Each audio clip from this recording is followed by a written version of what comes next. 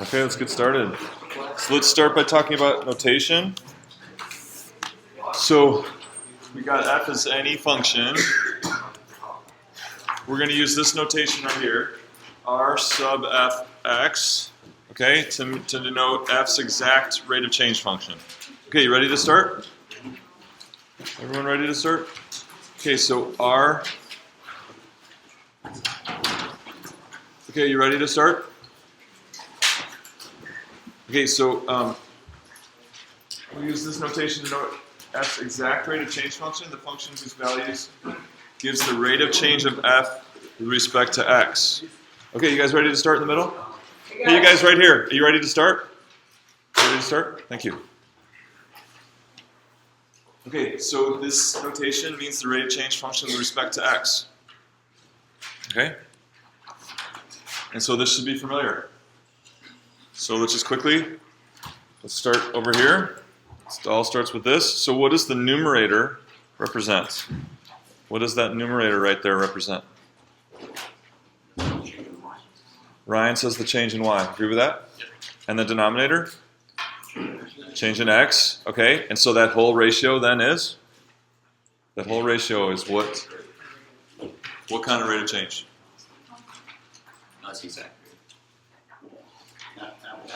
Average rate of change, right? We're picking the point at the current value of x, and we're picking a point on the graph h down the road, and we got 2 points, and so that's the average rate of change over that interval of h. And then we let h get very, very small, and we get the exact rate of change function. Okay, so reading this notation, we say this is the rate of change of the function f with respect to its input x. The rate of change of the function f with respect to whatever quantity is our input. And then hopefully in the homework you practice writing this kind of thing out, these rate of change functions. And so always say it this way. Always, we're going to practice instead of it is the derivative, but instead of using that, we're going to use this phrase, which means which gives it meaning. Okay, the rate of change of the function f with respect to the input x. Okay, so you had this one for your homework, is that right? And you found the rate of change was, you went through that process of building the average rate, going through the algebra, simplifying that average rate, letting h get sufficiently small, and you should have got a rate of change function of 6x. Is that right? So my question, what? 6x plus 3. Should be 6x. So you made it 3h. 6x plus 3h, and then when h gets sufficiently small, we got 6x. Okay, so my question is, what does this right here reveal about how the function f is accumulating?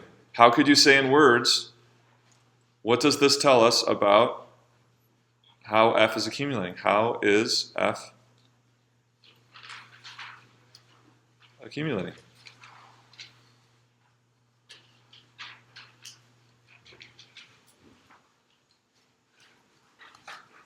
So what is that? How is f accumulating?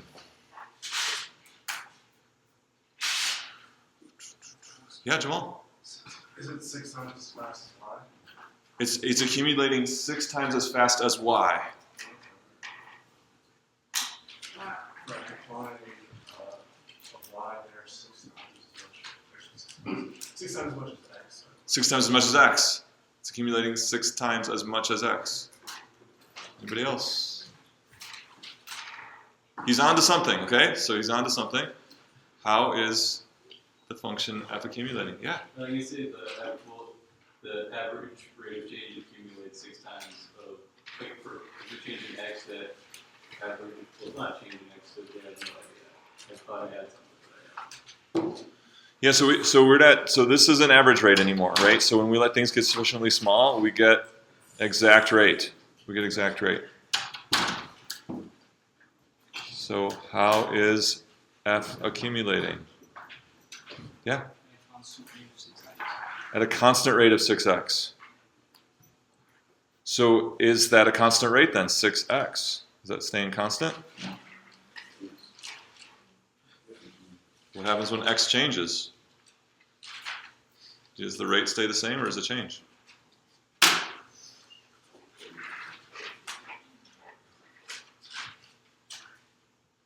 So f is accumulating. Recording. Yes. Okay. So f is accumulating at a rate of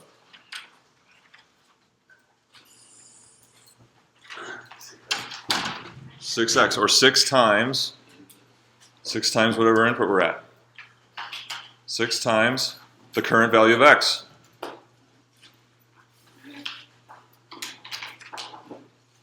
Or 6 times the input.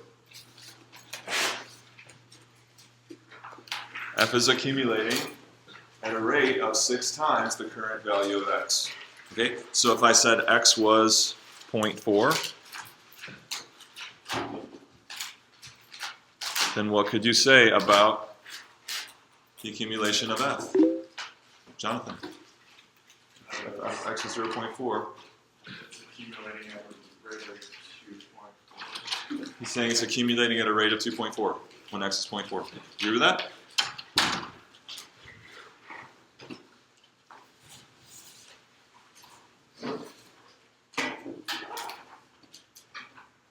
Yeah.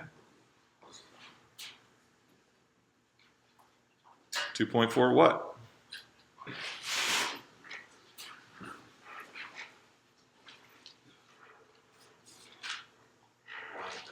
What's that? Y quantity per x quantity. Y quantity per x quantity. Yeah, y per x.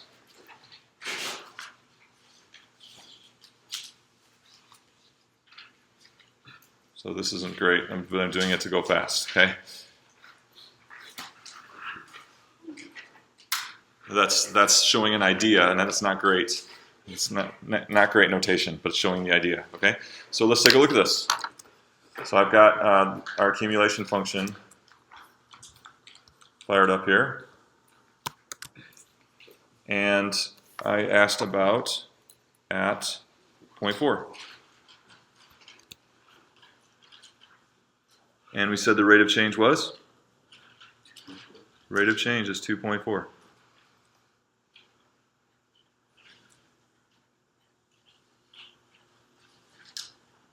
Okay, so it's fair to say that all of calculus is about rate of change. And so the meaning of this number may be the most important thing we learn in the whole course all semester. So the meaning of this number, 2.4. 2.4 means what? And there's many different things we could say, all right? I'm not looking for you to say this particular phrase or this sentence. We're looking for understanding, and understanding means we look at it from different angles, and we're able to talk about it in different ways. So take a minute or two. What is the meaning of this number, 2.4, as the rate of change of this accumulation function at x equals 0.4? Okay, go, talk. What's the meaning of this number? Basically,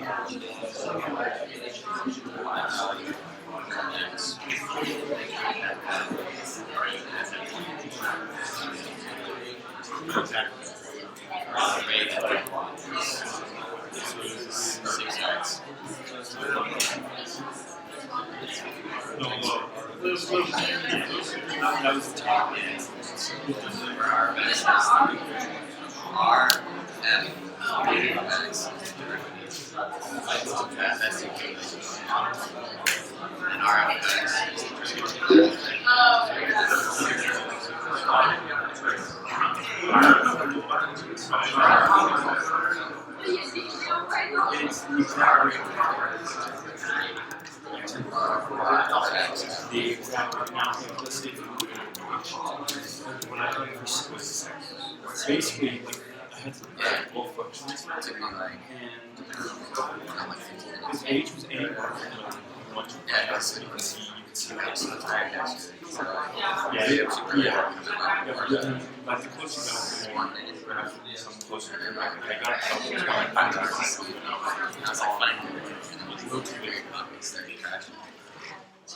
whereas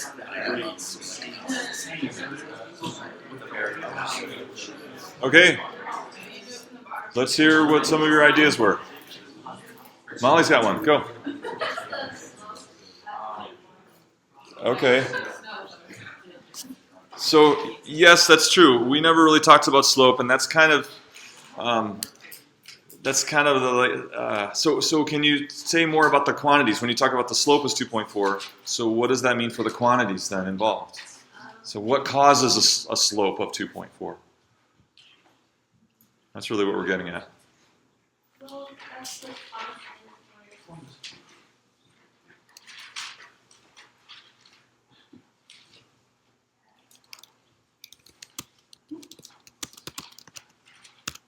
So it's okay, but it's not a deep idea. Okay, so we'll put it down, but it's not our goal. At the instance, or like at point 4, Okay. The velocity or the rate of change is 2.4. Okay, and what does that mean that the rate of change is 2.4? It means that the quantities accumulated at that rate of that. Okay, Christian. I was gonna say that, like that, it's accumulating at a rate of 2.4 for that x. And what does that mean? What are the implications of that? Yeah, right. That's saying you're saying the rate is 2.4, and so what are the implications of the rate being 2.4? Any other? Confused by the question. I know what that says, but I'm confused by the question. Confused by the question, Peter? If we were to say you got a change next, so Okay. say it's point 40001, Okay. the rate would still be 2.4, essentially. And what would that mean that the rate is still 2.4? That's the constant rate over that very small change of x. And what does a constant rate of 2.4 mean? Remember we went through this, so this is why we're doing it, because it doesn't stick easily. This is a very complicated thing. So about a month ago, we worked hard on constant rate of change and all its implications. And so that's what we're reviewing. Do you remember what we said about constant rate of change?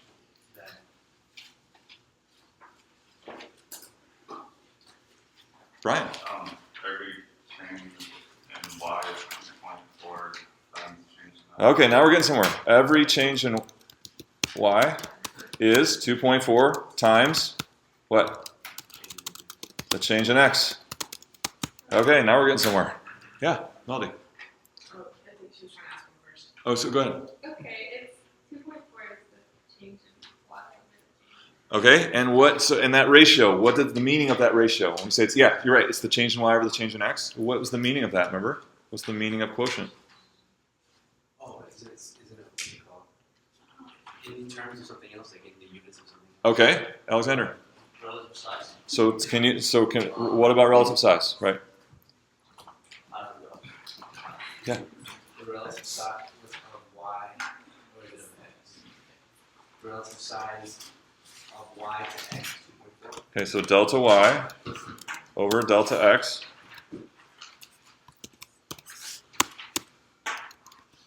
equals 2.4 means, is this talking about the size of the change in y or the size of the change in x?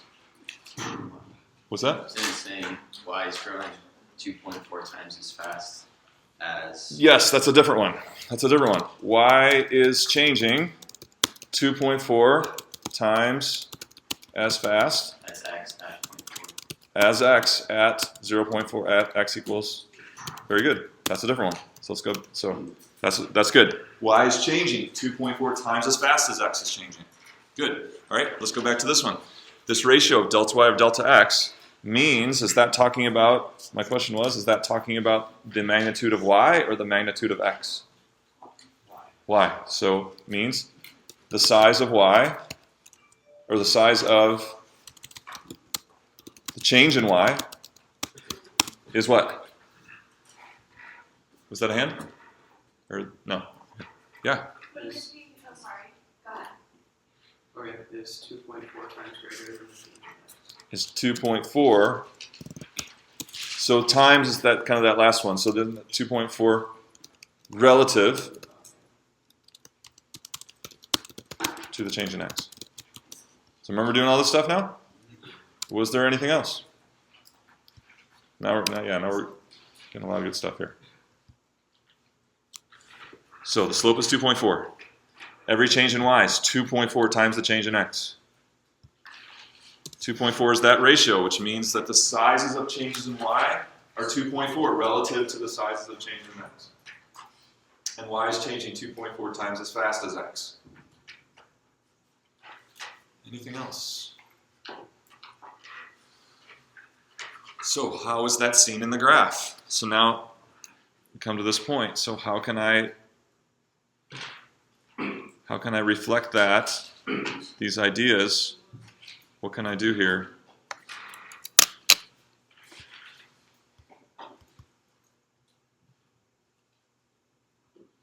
There we go, got it. So all that stuff that we're talking about, watch what happens. I'm going to zoom in. I zoom in 3 times, and what do you see? Only 3 times. I'm talking about going by 0.02 here. Looks like a constant. Looks like a constant rate. You see that? So you zoom in enough on a curve, and you get what's called local linearity. And so now all this stuff we learned about constant rate of change applies, right? If it's virtually or very close to being a constant rate of change, then the stuff that we learned about constant rate still applies, even though the rate is changing, right? It's always 6 times the current value of x. But for small changes in x, our ideas about constant rate of change apply. So if I make a change of x of 0.02,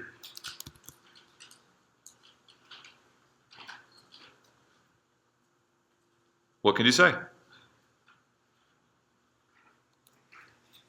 Delta y is 1.2.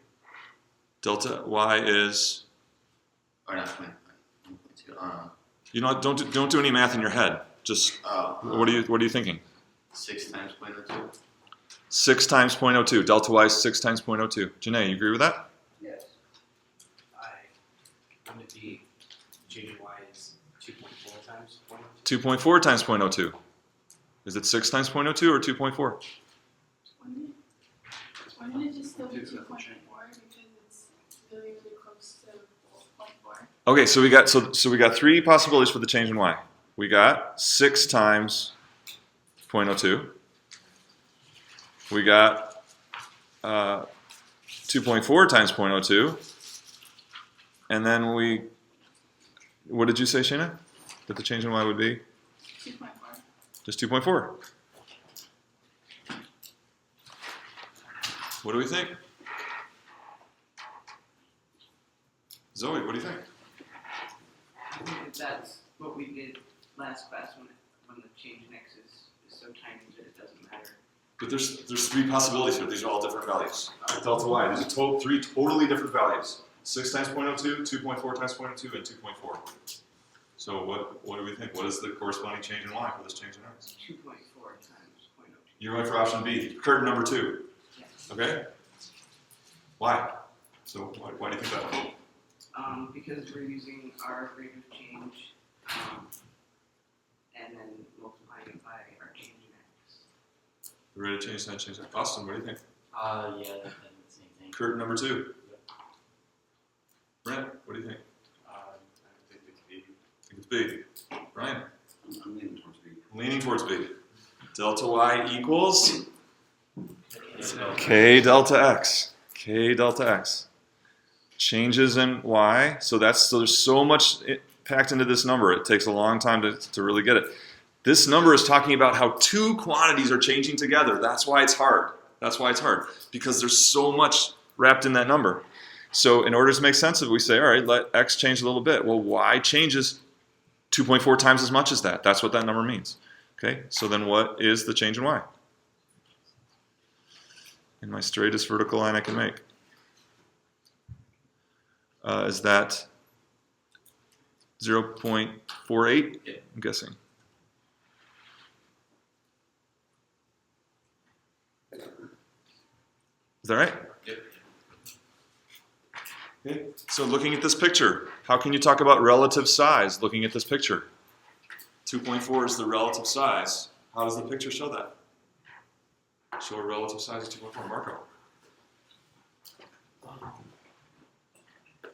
Just because that the change in delta y is 2.4 times the change in delta x. Okay, so Which means that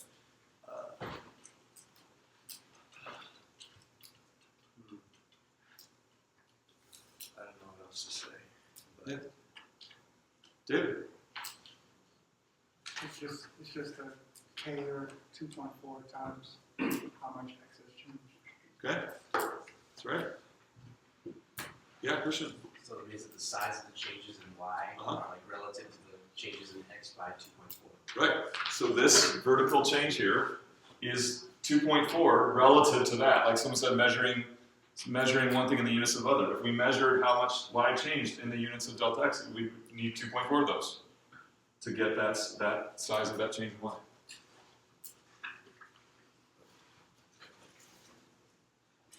Okay, and so then what happens when we get to X equals 1?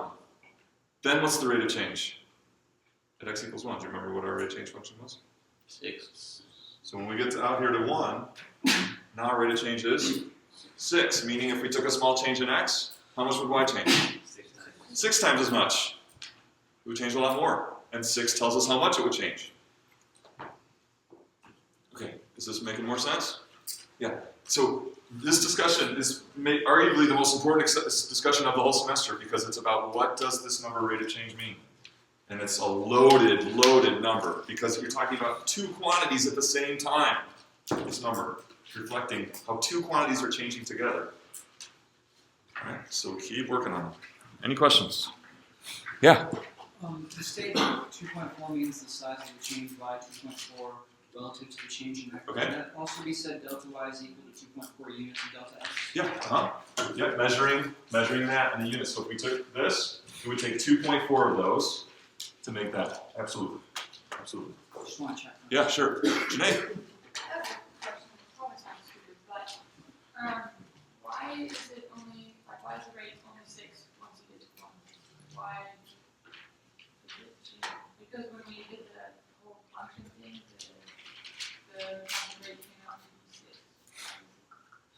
Okay, I missed the actual question. So to ask me the question again. I'm not sure. So I gave a different example. I said, now what if X were 1? So right now the current value of X is 0.4, and the current value of the rate of change is 2.4. So when we're close to 0.4, it's virtually constant rate of change, and we can have this discussion. Now I'm saying if the current value of X is 1, because the rate of change function was 6x, now we have a new rate of change. The new rate of change now is 6 times 1 instead of 6 times 0.4, because the rate of change function is 6x. So it's a constantly changing rate of change, but if we zoom in close enough, we can think of it as a constant rate of change. But if we move away from 0.4, now we have a new rate of change to talk about. Yeah. The same thing can be said if we went to 0.42. There would be a completely different rate of that.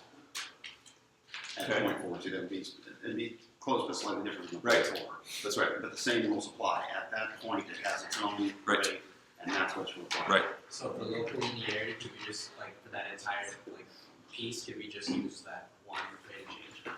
Yeah, it depends. It depends on your situation. Like if you're doing some kind of something applied, you know, like with a real world application, you have some tolerance, right? So that's what engineers do. They do things that are good enough, right? So it doesn't. It's not. Engineering is much different than mathematics in that it's just good enough with enough safety built in. And so that's what you're saying. So could we use 2.4 up here? Reasonably, yes, we could. But if we get out here to 0.6, we can't use 2.4 anymore. Yeah. Okay. We'll keep working on that. But I think, it sticks with repetition. It sticks with repetition. Okay, so back to our discussion here. So now, if that's our rate of change function, well, we learned to write accumulation functions given a rate of change function, right? So how could we now take that 6x and say, how could we write 3x squared? If 3x squared is this accumulation function, how could we write 3x squared if 6x is the rate? So, anything? Yeah. Take the integral of that, Integral of what? 6x, or RF of x. So let's be specific. So he wants an integral. So 3x squared. He's saying it's equal to some integral. So let's be specific. What integral is 3x squared equal to? Somebody knew. I know Christian knows. What do you think, Chris? What integral is 3x squared equal to?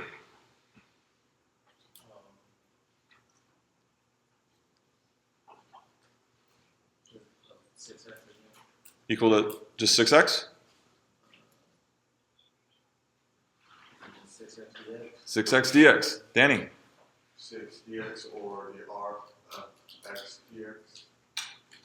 So, okay, start again. So, what should I write here? The rate function, which is not 6x, but r f of x dx. Okay, well, so yeah, those are the same thing. All right, so what about 6x? So I think we're all in agreement that we're gonna put the rate function here. What about 6x? Is it good? That works. Remember, there's a And that works, it's gonna be 6x, so when you take the integral, it's gonna be x squared over 2. That times 6 is gonna change the 6 to 3. We also have x squared. okay. So you're talking about algebra. You're talking about algebra. Yeah, Ryan. Does it need to be 6x times, I'm gonna say like the difference between fx and fx plus? Okay, but we've forgotten a really important idea here. The limit? No, there's no limits in integrals. No, Is it Steve? It's Steven, right? Arrow from 0 to x of Yeah. 6 Okay, we need something different than x, right? Remember that? Because what is x going to mean? So is your x gonna be Where we accumulate 2. It's the final value that we accumulate 2, and so then in between our starting value and x, it needs to take on all those values of x. That's a u, not an a. Okay, so remember this. So we can't use x because x represents where we stop accumulating. And we need a different symbol to mean x, but to take on all those values from the start to the finishing point. Okay, so in t, we use t often. Okay, so we can represent this accumulation 3x squared as its accumulation function a to x ct 6t dt. Okay, but we also saw that this is really the accumulation function for given a rate. I'll get too much into this now, but a rate, many different accumulation functions can have the same rate profile, right? Depending on where we start accumulating. Okay, so the question is, for this particular one, where do we start accumulating to actually get the accumulation function 3x squared, and that turns out to be 0. Okay, so that's a different discussion for a different day. But so this is our accumulation function 3x squared gives us a rate function. We can write that as an integral. Okay? So we want to talk about then there's these two different ways of writing the same accumulation function. As an integral of its rate and as this function 3x squared. Which one of those is the exact form of accumulation? Which is exact form of accumulation? He said both.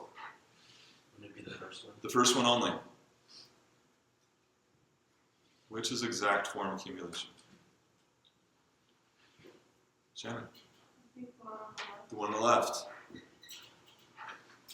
Is this exact accumulation? No, it's good enough. Good enough. Isn't that just the accumulation when the starting point is 0? Okay. So this is what we started with, right? So this was exact accumulation. They're both exact. They're both exact. Okay. So, but they're different though. They're very different, even though they're both the same exact form of accumulation.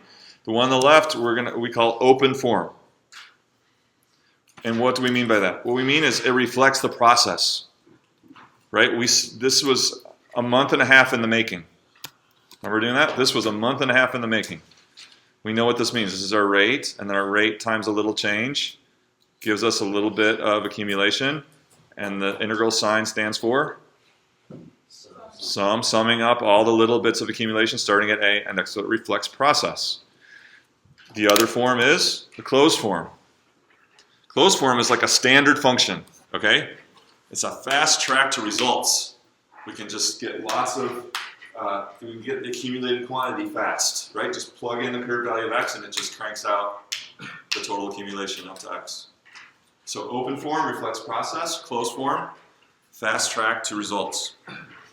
But when the open form produces this value of f, this value of accumulation, you get the same thing for the closed form. They're the same results. It's just the open form reflects process, and the closed form is about, boom, rapid fire results. What's the accumulation at 4? What's the accumulation at up to 8? What's the accumulation at 10? Does it make sense? So we're going to be using this a lot, open form and closed form. Okay, similarly, we got this expression. These are both the rate of change, right? Which one is exact? Which one's the exact form of rate of change? Left or right? Which is the exact form? Both when h is sufficiently small. And is h sufficiently small on the left? Yeah, because we're taking the limit. Both are exact forms of rate of change. Which form reflects process, and then what's that form called? So which one reflects process? Melody. One on the left. So what's that called? Remember? Open form. One on the right, closed form. Okay, so when the open form produces a value for r, the closed form, you get the same value with the closed form. And algebraically, you did that, right? You worked this out, and you let h be sufficiently small, and you got that. So they are the same. There's no number between them.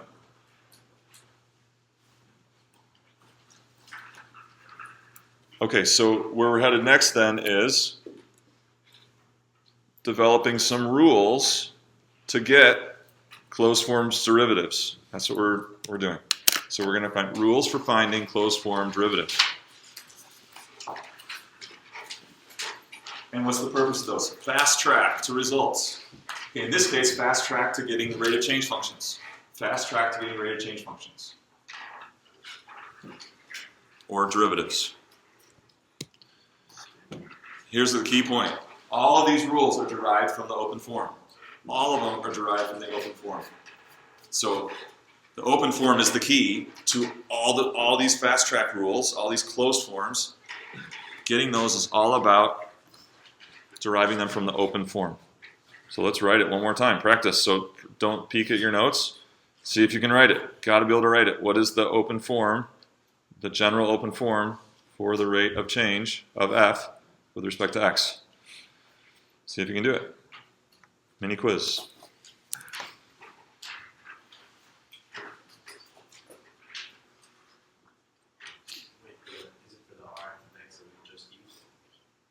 General now. For any function called f. So given a function called f of x. That's all you know. What's that? Yeah, so the last week or so we've been working on how to write an exact rate of change function given f. Okay, and so now we have what we're calling now the open form for that. Shayna, did you get it? Yeah. Tell me. It's the limit as h equals to 0 of f of x plus h minus f of x over h. That's it.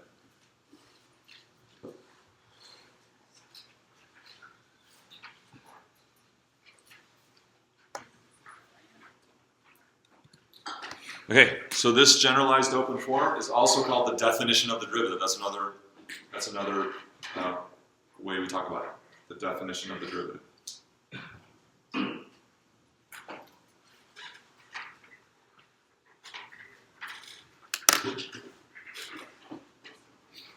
Okay, so let's start talking about some of these rules.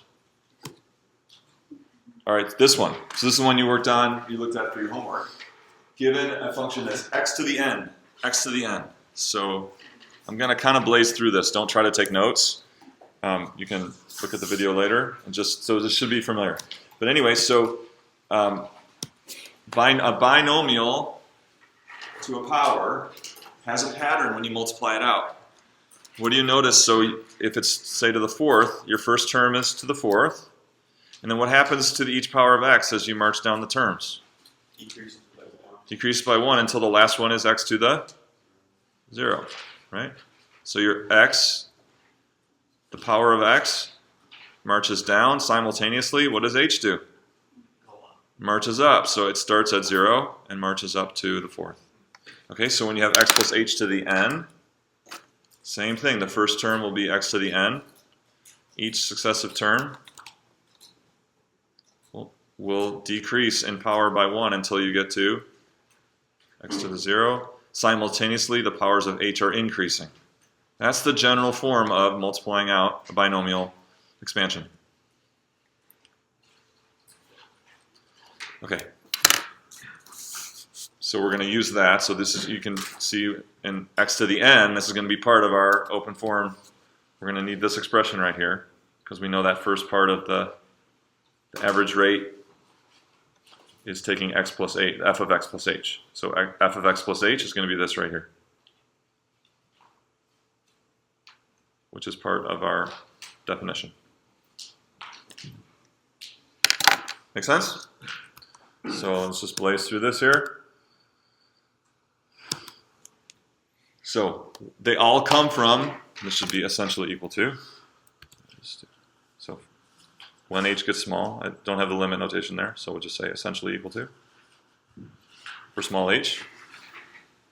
All these rules start from the open form. They all start from the open form average rate ratio.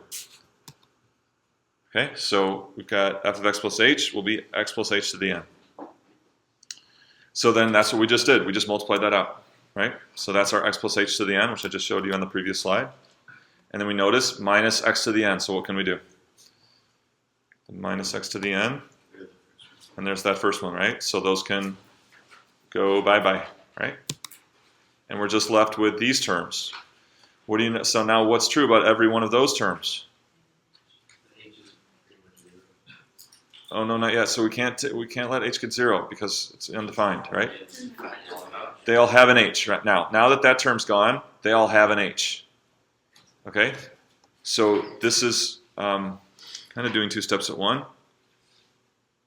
Well, it's pulling this one out first, and then all these have an h. So the h in every one of these terms then can simplify with that h there. So now all these still have an h, and that one doesn't. So now we can let h get small. All these have an h, so as h gets small, all we're left with is that first term.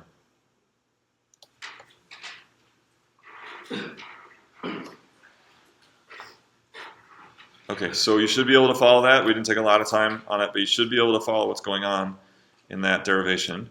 And our result is that the rate of change function for the function f, if f is x to the n,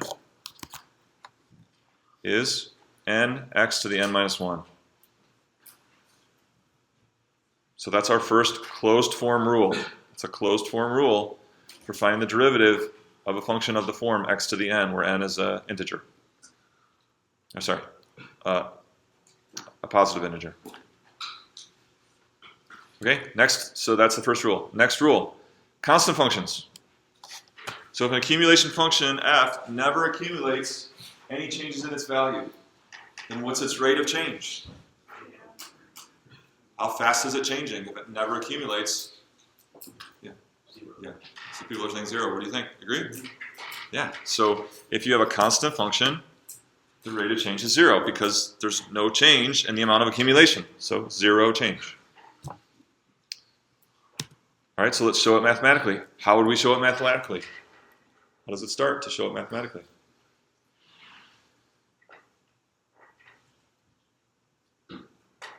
Chloe, any idea? How would we start? Yeah, the derivative, right? The open form. The open form of... So let's, so we'll put that on hold for a second. So tell me, so if a function is a set of instructions on input, what is the set of instructions on input that this function has? How would you describe what set of instructions on input is described by this function?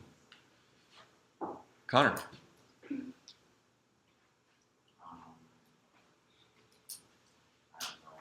No clue. We'll say there is no set of instruction because there's no, if f changes by x and there is no x in your rule, Okay. then there is no. So how could you describe then? Well, isn't it just saying X doesn't matter? Okay, saying x doesn't matter. Janae. For every value of x, f of x will always equal c. So for any input x,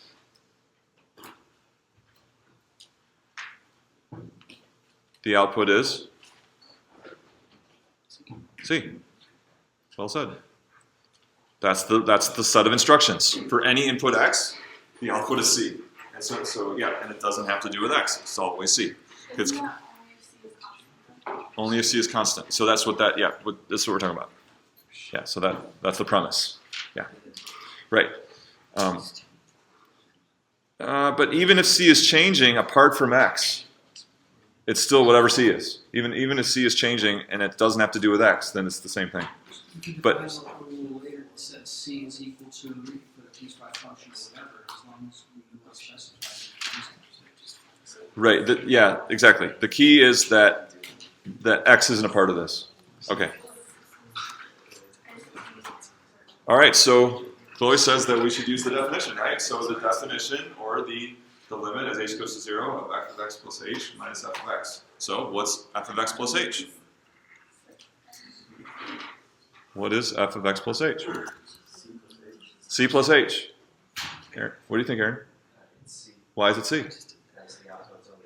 The output's always C. So we said, for any input, the output's always C. So that's C. Minus C, 0. See?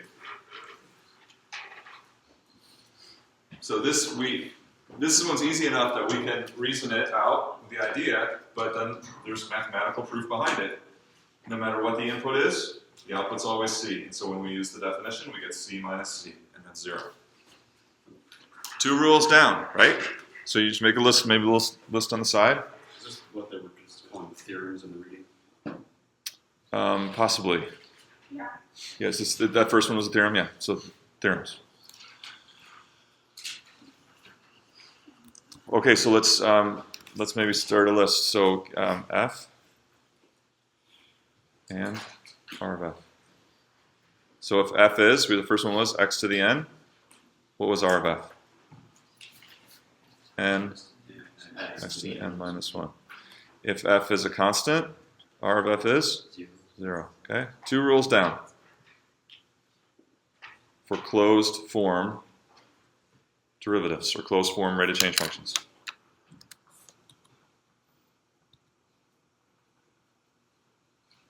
Okay, next one, constant multiple. This is another type of function. So here's an example to set this up. Motivate this. At every moment in time, John has traveled 5 times as far as Mary. What can we conclude about John's speed relative to Mary's speed? So at any moment in time, John's traveled 5 times as far as Mary. So what can we conclude about their speeds?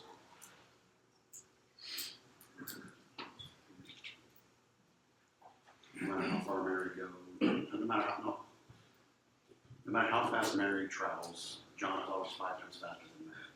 He's saying that John's speed is 5 times as fast as Mary's. Is that what you're going to say, Christian? Yeah. If the distance traveled by John is 5 times as far, then the speed that John is going is 5 times as fast. Would you agree? Not all the time. Jonathan? The average speed is 5 times. The average speed. Yeah. How can you, it doesn't say anything about speed, it just says that he traveled 5 times as far. Right. It doesn't say that he traveled 5 times as fast. So yeah, we're asking, can we make that conclusion? No, you don't think you can conclude that? Sterling, what do you think? Yeah, I think it is C times 5 times as fast. Can you put some meaning behind that or some reason why? Because at the moment in time, they have that portion, so he would have to be going at a constant rate or a constant rate. You think so too? If she travels for 1 second, whatever distance she travels in 1 second, he's going to travel 5 times that distance in the same amount of time. Yeah, so yeah, that's good. So if you look at a set amount of time, if he's going 5 times as far in a set amount of time, could we say that he's going 5 times as fast? Yeah.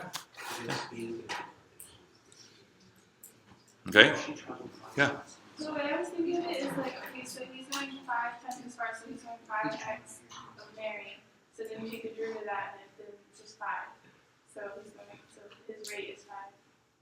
I think it's more like if speed is equal to distance over time, and they're going the same amount of time, but he's just going 5 times farther distance, and that's why I make the conclusion. So are you saying this is true, or are you saying you're arguing against it? No, it's true. You're arguing for it. Yeah, because you're saying his speed is 5 and her speed would be 1. Yeah. Okay, so if this is John's total distance after x hours, we use the function f. And we use g to be her total distance after x hours. Now we're just talking about distance, right? The initial premise. So how can we relate those two? According to the initial premise about distance, what relation can we come up with between f and g? Just looking at the initial premise of distance. What could we come up with? She wants f of x equals 5g of x. Agree with that? That's it. And what are we trying to show then? We're trying to show, so then we want to show that, we want to kind of show that that's true. So how can we write that?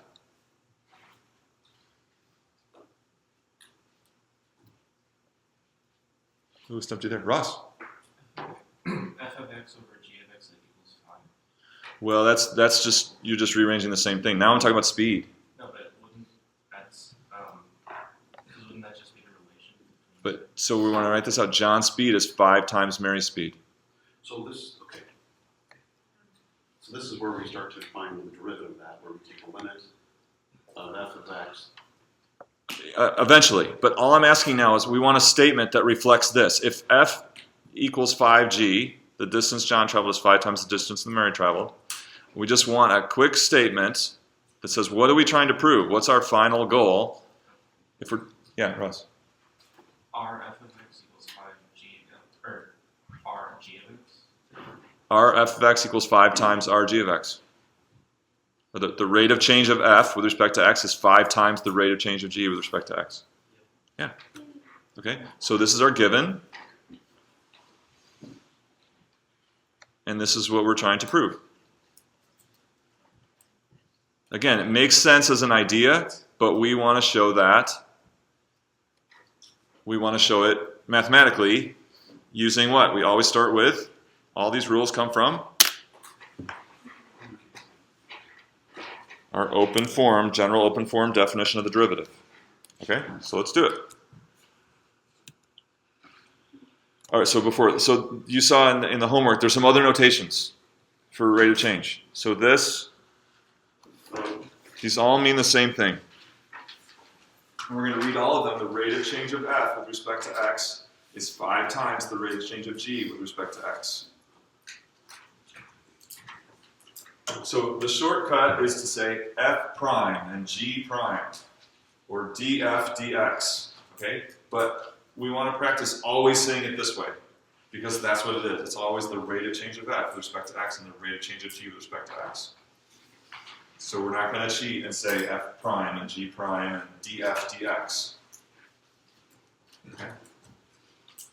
So the more important something is, the more names it gets. The more ways, the more names it gets. And so, this is saying, derivative is very important. We've got lots of ways to express it, okay? But again, no matter how we express it, we always want to say it this way. The rate of change of f with respect to x. Okay, so, I guess,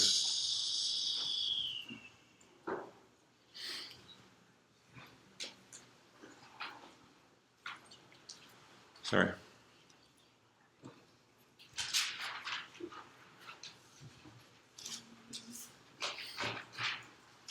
Okay, so here we are. So instead of it being 5 times as much, it's saying it's any times as large as the value of g.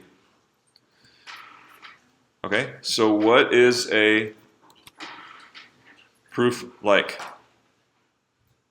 So suppose we want to prove that a equals z.